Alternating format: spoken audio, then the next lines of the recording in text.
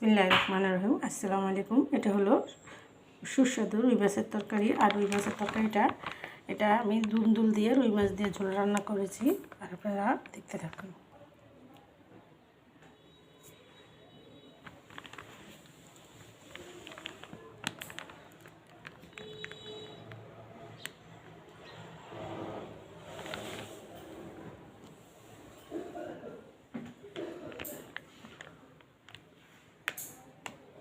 আসছি পাকঘরে।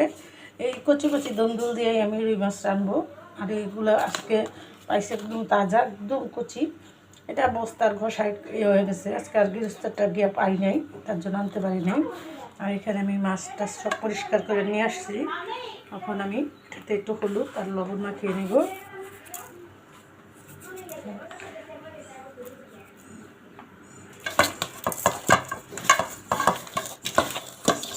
মাছটা ভেজে নিতে হবে। রান্নাঘরে আসলে সব কিছু গুছিয়ে গেছে নিয়ে আসলে রান্না করতে বেশি সময় লাগে না।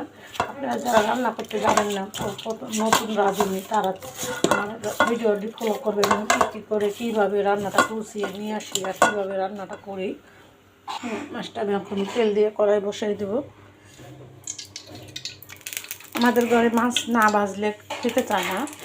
রুই মাছ কিন্তু না ভেজেই অনেক সুস্বাদু হয়। তারপর আমাদের ঘরে একটু ভাজতে হয়, হালকা ভাজা দিন। আমি রান্নার সময় সবসময় বলি যে চুলার আঁচটা একটু কমিয়ে নেবেন, সাবধানভাবে রান্না করবেন, সাবধানতা অবলম্বন করবেন। আর আমি এই তেলের মধ্যে একটু লবণ দিয়ে দিছি, যেহেতু মাছের মাথায় একটু লবণ দিতে হবে।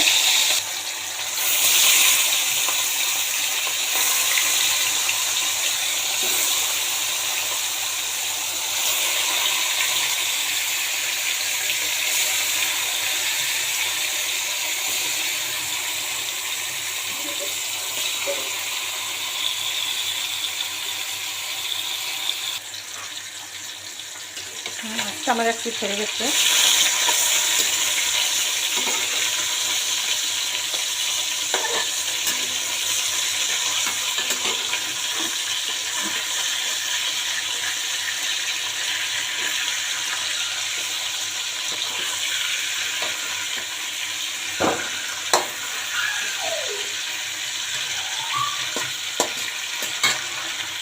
মাছটা আমার এদিকে বাসা হতে থাক। আর আমি রুই মাছ দিয়ে দুল দিয়ে ঝোল রান্না করার জন্য কী কী মশলা উপকরণ নিব আপনাদের সাথে শেয়ার করবো, আপনারা দেখতে থাকুন।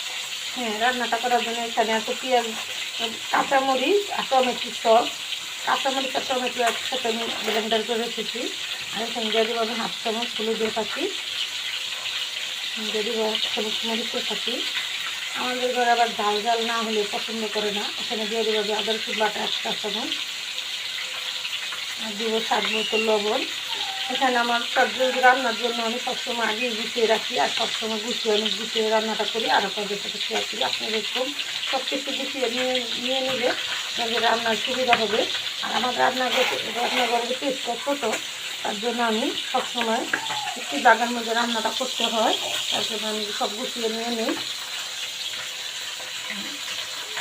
আমি বাটিটা সরিয়ে নেব। এখানে নিচে কচি ডিমটা কেটে দিচ্ছি, নিচে সাথে একটু আলু আর নিচে পেঁয়াজ কুচি, এটা দিয়ে রান্নাটা করবো কমপ্লিট। আর আপনাদের সাথে শেয়ার করবো, তারা দেখতে থাকি। মাছটা নামিয়ে নিলাম, আরেকটা করিয়ে বসিয়ে দিলাম। আর এটাতে আমি রান্না করব। দিয়ে দেব তেল,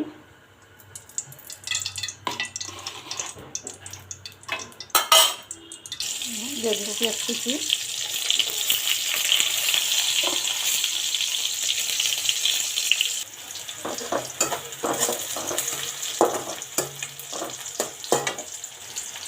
আমার পেঁয়াজটা বেরেস্তা করা হয়ে গেছে। এখন সবগুলো মশলাগুলো দিয়ে দেবো।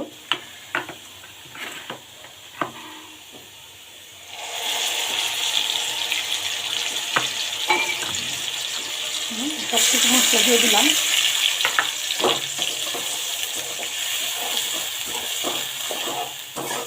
আমি সবগুলো মশলা এক লগে দেওয়ার কারণ হলো গুঁড়া মশলাগুলো তেলে দিলে মশলাগুলো পুড়ে যায়, তরকারিটা খেতে একটু তিতকুটি লাগে। তার জন্য আমি একসাথে নিয়ে নিলাম। আর আপনাদের সুবিধার আমি আপনাদের সুন্দরভাবে গুছিয়ে কীভাবে রান্না করতে হয় সেটাও আপনাদের সাথে শেয়ার করলাম।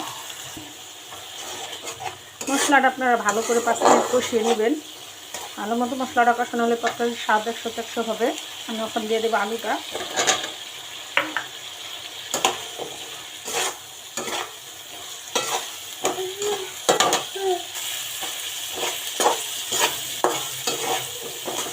আমার মশলাটা এখানে ভালো মতো কষানো হয়ে গেছে।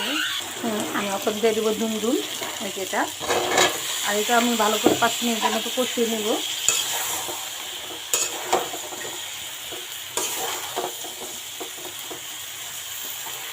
রান্নায় যদি মনোযোগ দিয়ে রান্নাটা করেন তাহলে অবশ্যই 100 স্বাদ হবে।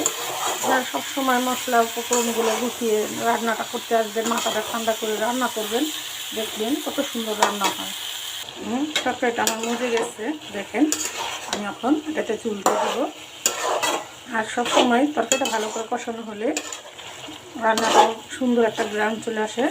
আমি এখন এটাতে ঝোল দিব আর দিব ধনে পাতা। এখানে নিয়েছি ধনে পাতা, দিয়ে দিব মাছ।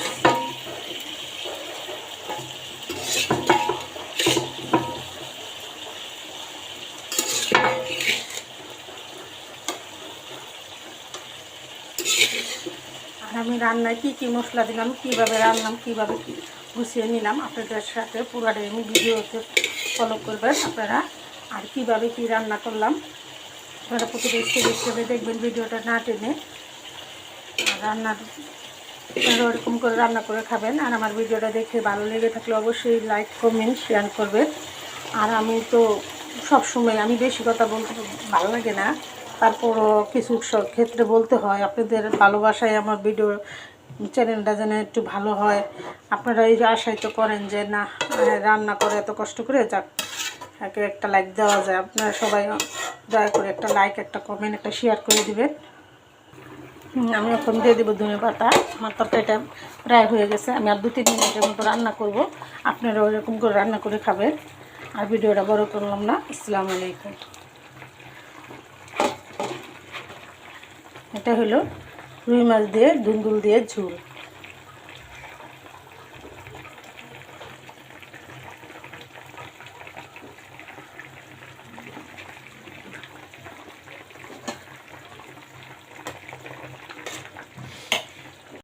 নিয়ে আসলাম বাজার, আর আপনাদের সাথে বাজারটা শেয়ার করবো, দিতে থাকে। এখানে 2টা রুই মাছ আনছি। রুই মাছ 2টা অনেক বড়, আর আপনাদের সাথে শেয়ার করলাম। সবসময় এরকম মাছ পাওয়া যায় না, আর মাছ পাওয়া গেলেও সবসময় টাকা হাতে থাকে না। আজকে মাছগুলো পাইছি, এই 2টা মাছ নিয়ে আসছি। মাছ 2টা দেখতে একটু ভালো, তাজাই আছে। আমার নাতিরা, ছেলেরা ওরা গুঁড়ো মাছ খেতে পারে না, এই রুই মাছ হলে একটু খায়। আর রুই মাছ ছাড়া অন্য কোনো মাছই আমার ঘরে আনা হয় না, কম। আর সামুদ্রিক মাছ হলে ওটা একটু বেশি চলে, ওটাও খায়। আর এই মাছ 2টা একদম তাজা, দেখেন ঘেরের মাছ। এখন তো বিলের মাছ পাওয়া যাবে না। হ্যাঁ, এই 2টা মাছ নিয়ে আসছি। আর নিয়ে আসছি ধনে পাতা এখানে। আর আনছি দুন্দুল। আজকে দুন্দুল দিয়ে এই রুই মাছ রান্না করব, আর আপনাদের সাথে শেয়ার করব, আপনারা দেখতে থাকুন। এতটা মাছ হয়েছে, দেখেন কতটা। আর মাছটা আমার কাটা হয়ে গেছে। আমাদের মিনি আছে, মিনি খাবে। দেখেন কতটা মাছ হয়েছে, সাথে আবার কতগুলো ডিম হয়েছে।